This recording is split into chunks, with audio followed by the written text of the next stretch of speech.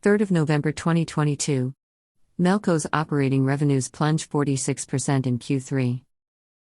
Gaming operator Melco Resorts and Entertainment has announced that its operating revenues for the third quarter of 2022 declined by 45.8% year-on-year to $241.8 million, Macau Patakas $1.95 billion.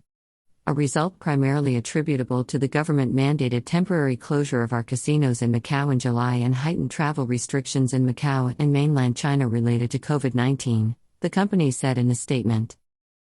Melco's net loss for the period between July and September 2022 widened to $243.8 million, Macau Patakas $1.97 billion, up from $233.2 million, Macau Patakas $1.88 billion, in the third quarter of 2021.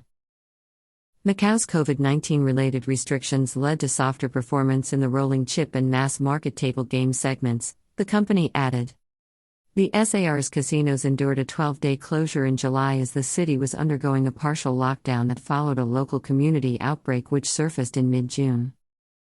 Our results for the third quarter of 2022 were impacted by the casino closures in July and the travel restrictions imposed across mainland China and Macau. In July, the Macau government implemented preventative measures against the pandemic and our casinos were closed for 12 days, noted Melco's chairman and CEO Lawrence Ho is quoted in the same statement. Cautious optimism. The business environment since August has improved but remains constrained by the obstacles still in the way in terms of mobility. Following the reopening, the operating environment remained challenging given the continuing tight travel restrictions.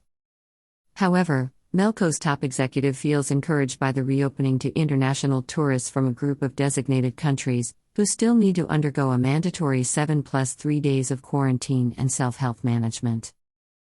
The National Day Golden Week also showed positive signs, and Lawrence Ho is also cautiously optimistic that the granting of e-visas and group visas, which commenced on November 1, 2022, will lead to a gradual increase in visitation. Melco's flagship property in Macau, City of Dreams, saw a plunge of its operating revenues from $252 million in the third quarter of 2021 to $66.4 million in the 3-month period that ended in September 2022. At Altira Macau, total operating revenues were $4 million, compared to $10.2 million in the third quarter of 2021, while Studio City recorded $25.6 million in operating revenues, down from $81.8 million a year ago.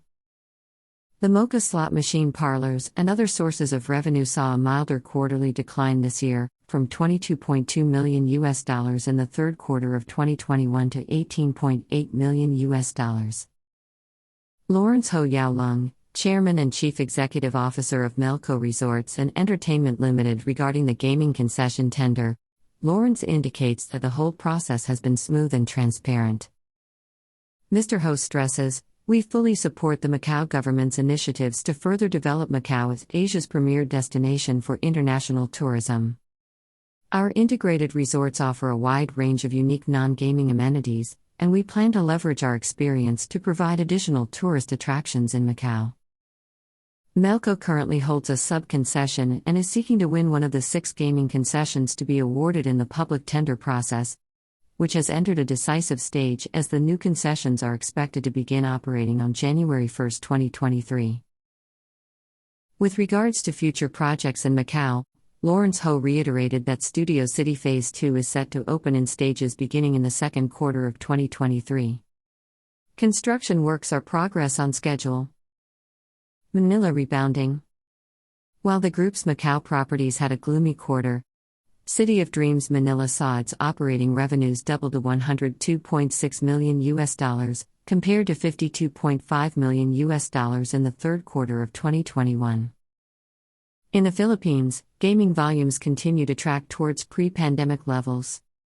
We expect to see further growth as travel restrictions around Asia continue to be lifted and travel returns to more normal levels, Mr. Ho said. Melco Cyprus casinos are improving their performance. The group holds a temporary license to operate their first casino and 4 satellite casinos in the Mediterranean nation, where operating revenues increased by almost 25% to $24.8 million, while adjusted EBITDA jumped to $6.7 million, up from $3.6 million. Lawrence Ho notes that gaming volumes in Cyprus exceeded pre-pandemic levels driven by further easing of COVID-19 related restrictions in the third quarter. This news is brought to you by mpluslivetv and Macau News Agency. Don't forget to subscribe to our channel and follow us on Facebook.